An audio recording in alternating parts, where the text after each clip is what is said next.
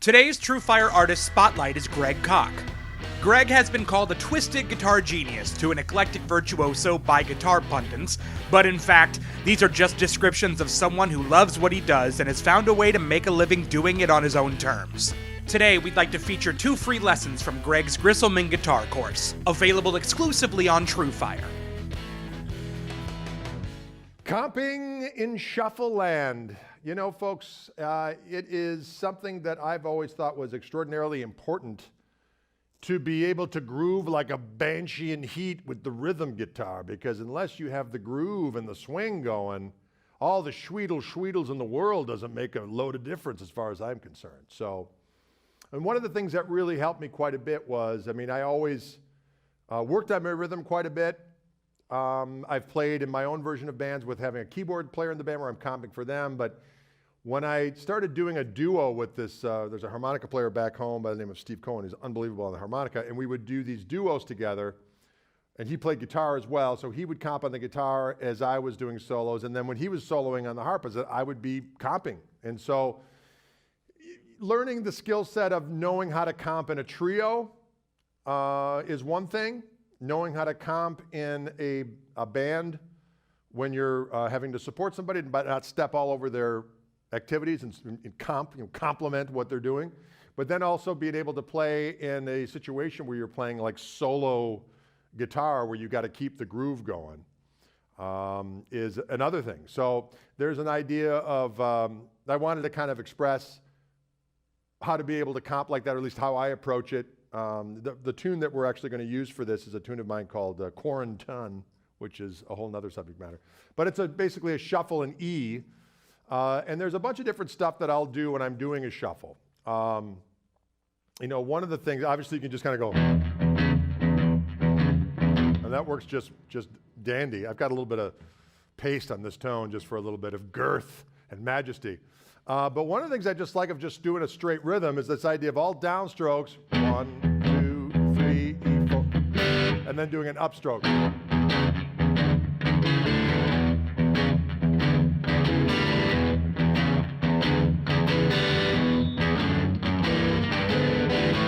Okay, that idea of the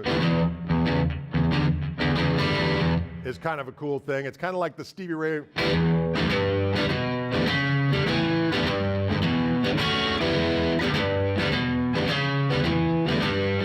Right? It's the idea of having those upstrokes.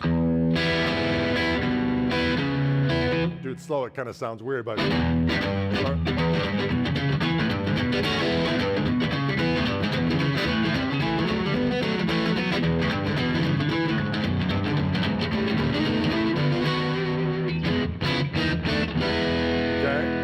A lot of times I'll add in extra like Robert Johnson-y type of stuff like.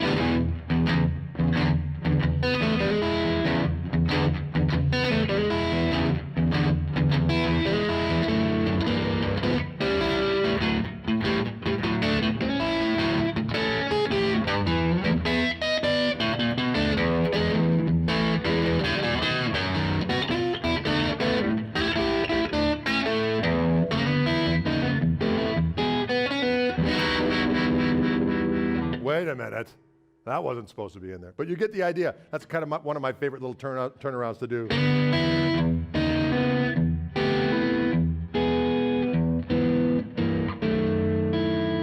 Okay. So, and sometimes I'll do things where I'll actually do stuff on top like.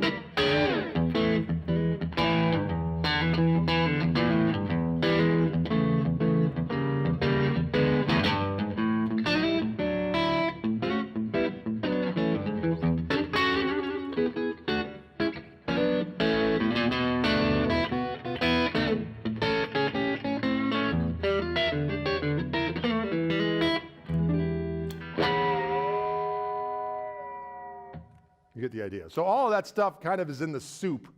So depending on whether I'm playing with a band or playing by my lonesome or maybe just me and another person, I'll add in or take out any of that stuff for the appropriate circumstance. But what's fun about it is that it's a whole nother level of improvising. You're improvising with rhythm. But the groove has always got to be there. And you got to know when to pop it in the appropriate place and when to just kind of dig in. I mean, there's nothing better than just kind of digging in.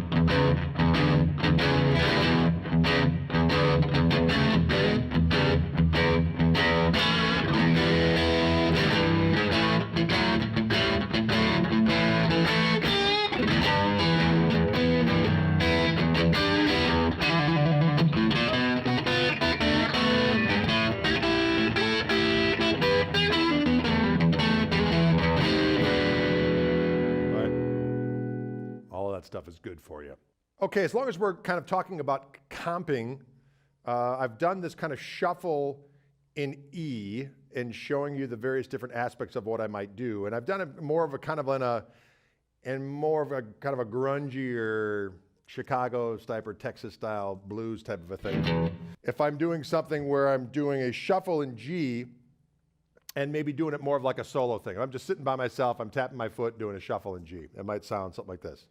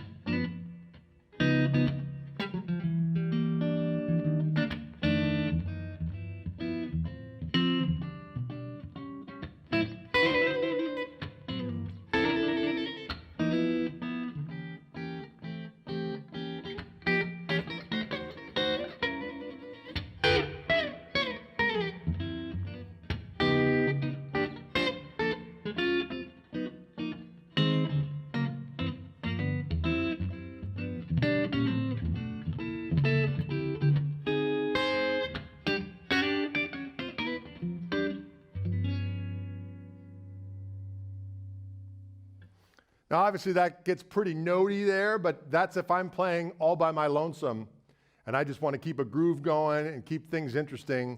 I'll add some kind of chordal lead content in there. And I'm kind of doing a bunch, you see my thumb kind of lurking every now and again. A lot of times what's going on with my left hand looks more mutated than it actually is. I played this G13, but I do it like this and it looks weird. I don't know why. Hendrix always used his thumb and I always thought it looked cool. So a lot of times what this chord is, I'll do like this and it looks weird. But if I'll kind of start off,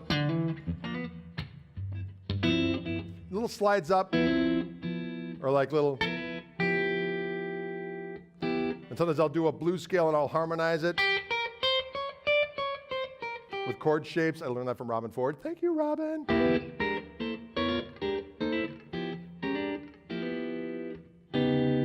Hit that chord, which is a C sharp 9 with a raised fifth, or flatted fifth, or raised 11th, sorry. To the C9. A lot of times I like to do this little, just kind of a nice little, sometimes I'll go minor by just, I'm down to F13, F sharp 13, back to G13, and then you can go. Now here we can do 2 5s in a number of different ways. One of the ways I'll do on the shuffle tune is a little different. I can do it like either like on the shuffle tune where I'm ending with that sus chord to this. It's like an A flat over D, right? And you go. A nice little raised 11th chord again, or flat 5. But sometimes I'll do this.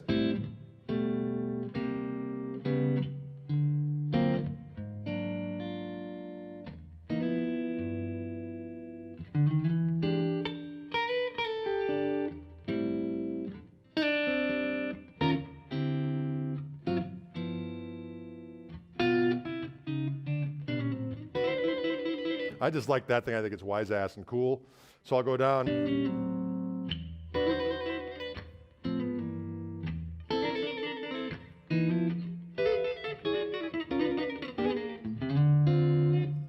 I'll take anything and use it as a diminished thing. So that little 7th thing, and then if I go up to G, I'm just going down minor third.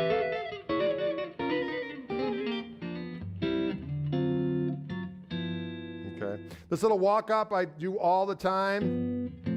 Little shell voicings. So.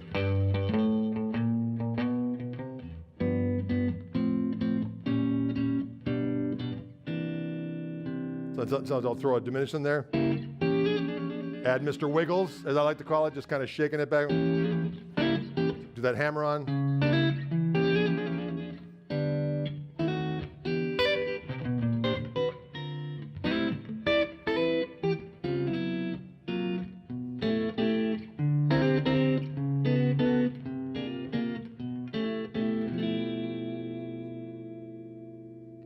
Anyway, some additional shuffle chording malfeasance for you. That's a lot for your hard-earned dollar. Am I right or am I right? Shuffle time. Let's get it. At this particular juncture in time, we are going to do a song I actually wrote during quarantine. It's called I Gained a Quaranton, which I think is something we can all relate to.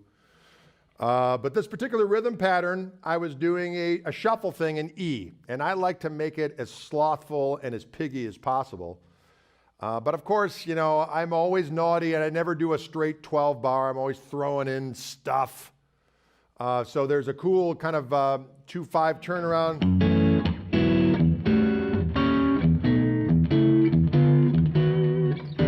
6, 2, 5.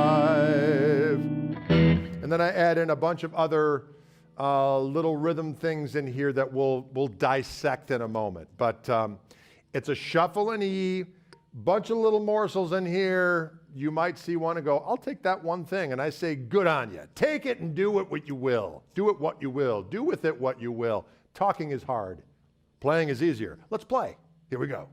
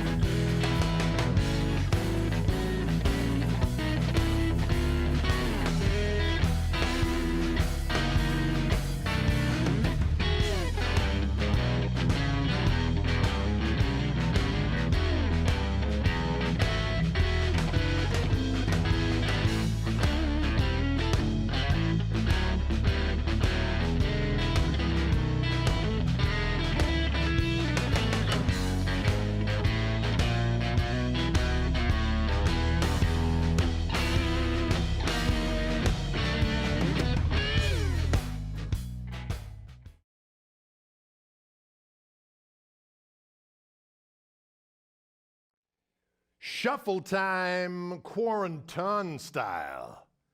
I've got a little dirt on the tone.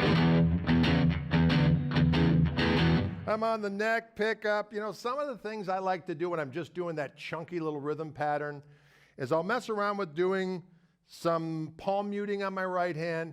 But sometimes, I learned this from old Keith Richards, not personally, never met Keith. Like to though. One friend of mine who I knew was his roadie said he was top sausage. I don't know what that means. I'm assuming it's a good thing. Anyway, he does this thing where he kind of goes, puts the pick a little bit over the neck, and gets this little quacky thing. So I'll kind of mess around with all kinds of different places of where I place my right hand just to kind of get different sounds. So check it out if I'm doing.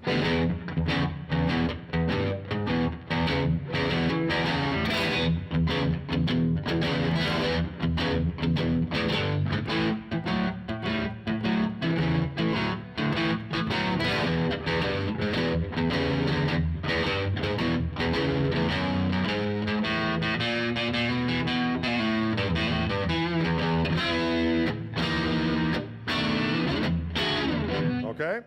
So that's very effective. And there's little upstroke things. So a lot of times I'll do downstrokes and then accentuate it with an upstroke.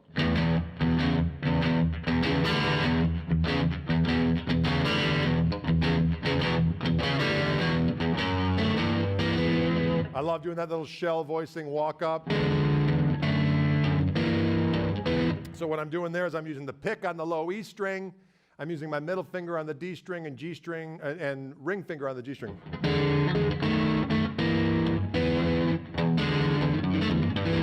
Sometimes I'll do a little hammer-on thingy where I'll add a little banjo roll.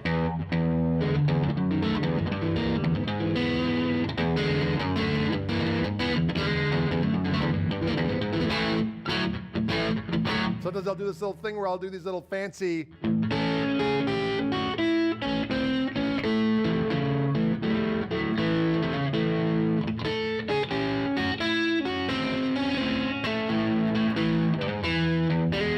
Sometimes it's fun too in a blues to do a quick 1-5-1 thing before actually going to the 5 or the 2-5. What I mean by that is right there, for instance, like on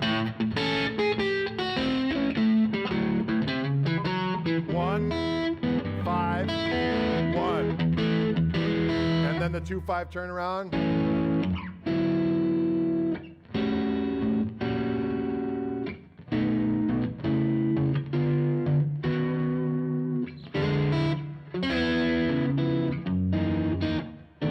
C sharp 9, F sharp 13, B9 sharp 9, B7 sharp 9.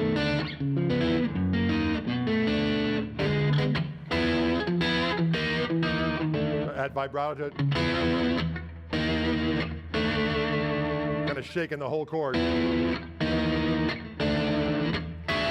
Now this little Freddie King voicing up here.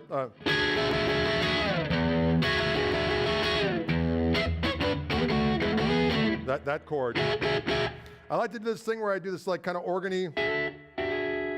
So I'm doing I've got my pick on the D string, middle finger on G string, ring finger on B, and Mr. Pinky on the high E string. Now what I'll do here is I'll slide my first finger up a half step, and then down a whole step and up a half step.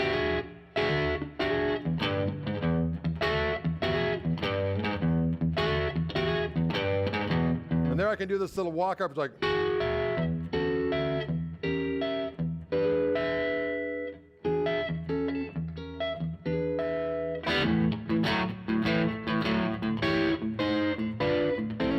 Kind of a different version of it, an A7, diminished, half diminished, down to A.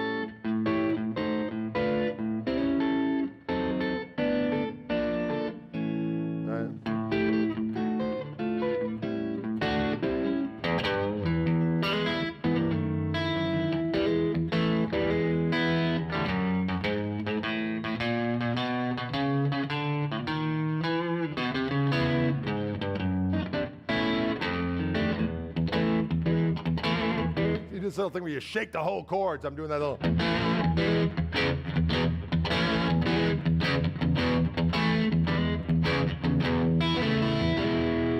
That kind of more of a Robert Johnson-y type of thing. Be like.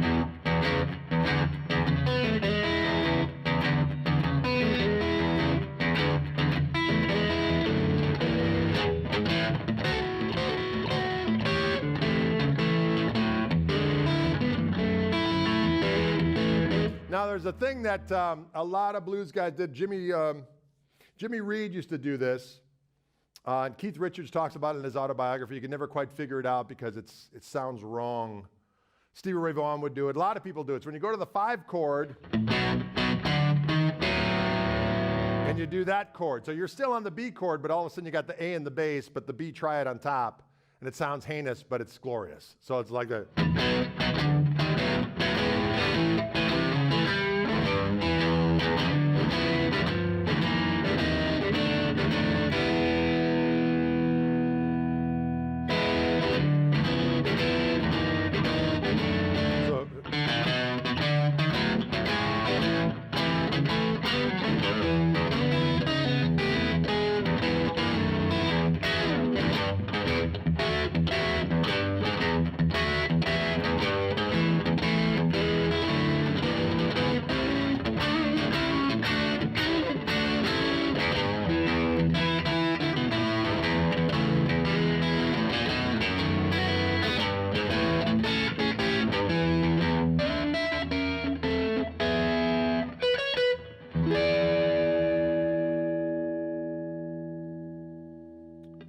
There you go, a little quaranton with some extra sauce for maximum girth and grease. Take it all and feast.